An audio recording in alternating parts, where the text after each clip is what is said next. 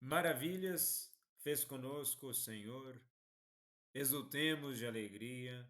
Salmo 125. Um bom dia, em nome do Pai, do Filho e do Espírito Santo. Amém. Recorramos sempre à poderosa intercessão de Maria Santíssima, nossa Mãe, e de São José, o Justo.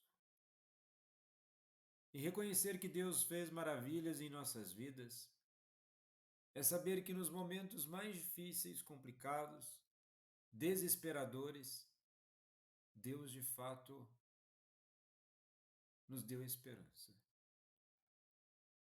nos deu força para permanecermos em pé. E assim, conforme está no versículo 4 do Salmo de hoje, chorando de tristeza sairão espalhando suas sementes, cantando de alegria voltarão carregando seus feixes. É. Por mais que tenhamos chorado por tristeza,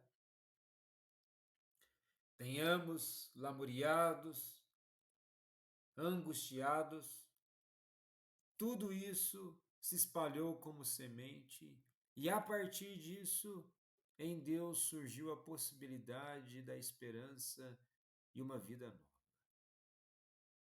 Isso não quer dizer que Deus necessita do sofrimento para aparecer, mas quer dizer que, apesar de todo o sofrimento, há possibilidade de uma vida de esperança. Na primeira leitura de hoje do livro do profeta Isaías, capítulo 43, versículos 16 ao 21, pertence ao chamado segundo Isaías, escrito durante o exílio babilônico. O povo de Judá estava em cativeiro, sofrendo com a perda da terra, do templo e da liberdade.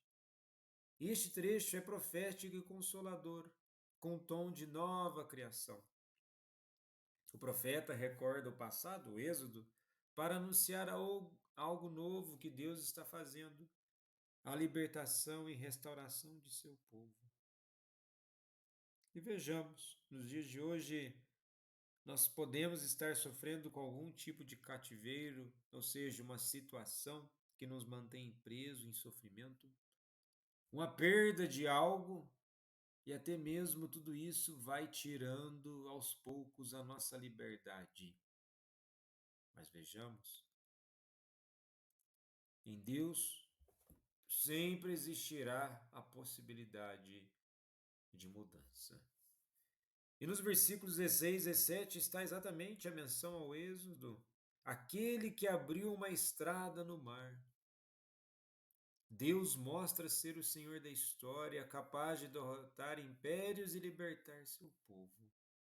E da mesma forma, aquele que abre a estrada no mar, certamente pode abrir novos caminhos em nossas vidas. E que possamos acreditar em tal proposta.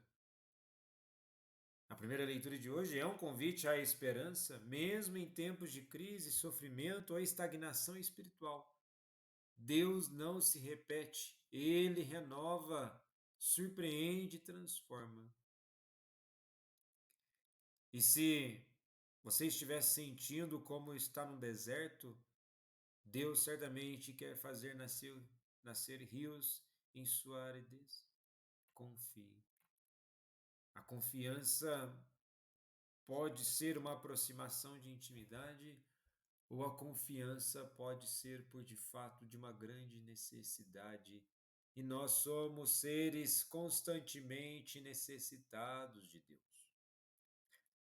Na segunda leitura de hoje, na carta aos Filipenses, capítulo 3, dos versículos 8 ao 14, é uma carta escrita durante a prisão de São Paulo, provavelmente em Roma. É uma das cartas mais pessoais de Paulo, marcada por afeto, encorajamento e testemunho. Onde aqui temos uma forte exortação contra os que queriam impor práticas judaicas, como a circuncisão, como meio da salvação, dizendo que só Cristo é suficiente. Paulo contrapõe essa ideia. E o que ele coloca no versículo 8? Considero tudo como perda. E no versículo 9, ser encontrado nele com justiça pela fé.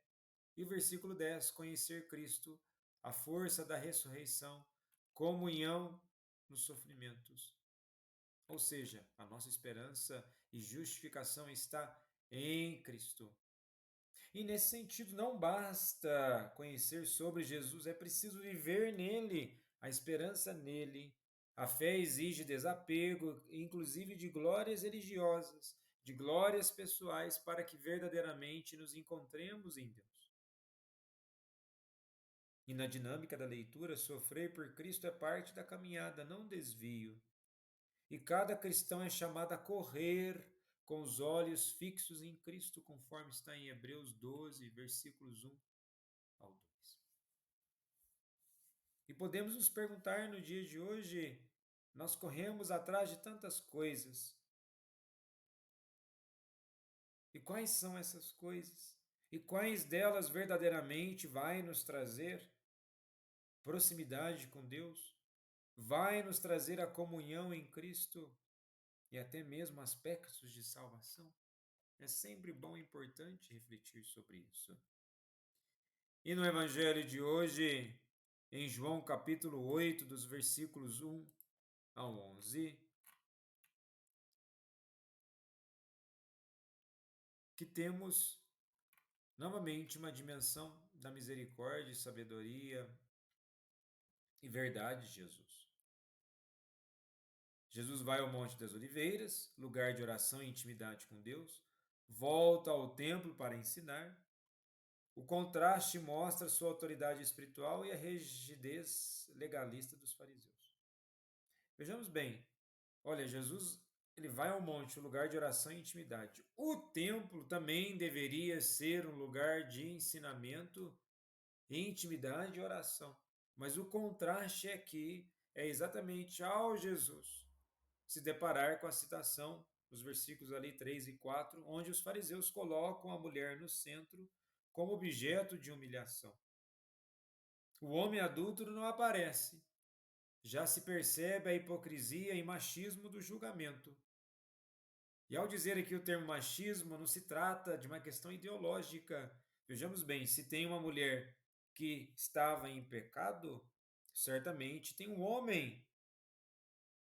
E algo tão bizarro nesse contexto ao qual Jesus entra para ensinar é que na lei mosaica, em Levítico 20, versículo 10, Deuteronômio 22, versículo 22, realmente previa o apedrejamento, mas novamente a pessoa não estava sozinha. E por qual razão ser tão injusto? E Jesus aqui está sendo testado. Se Jesus disser, sim, matem-na, parecerá cruel e poderá ser acusado pelos romanos que proibiam execuções sem permissão. Se disser não perdoem, parecerá contrário à lei de Moisés. Jesus responde com silêncio e gesto misterioso, escreve no chão com o dedo, o único lugar em que Jesus escreve.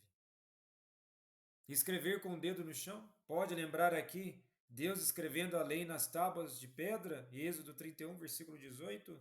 Aqui Jesus é o novo legislador, mas escreve no pó, mostrando que a justiça agora é temperada com misericórdia. E quem não tiver pecado, Jesus nos ensina que não somos juízes dos outros, pois todos precisam de perdão. E entramos na dinâmica do perdão e exigência. Jesus não diz tudo bem, continue assim, mas não peques mais.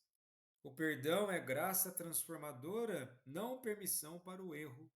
E muitas vezes, principalmente em tempos modernos, achamos que continuar do jeito que está tudo bem. Não.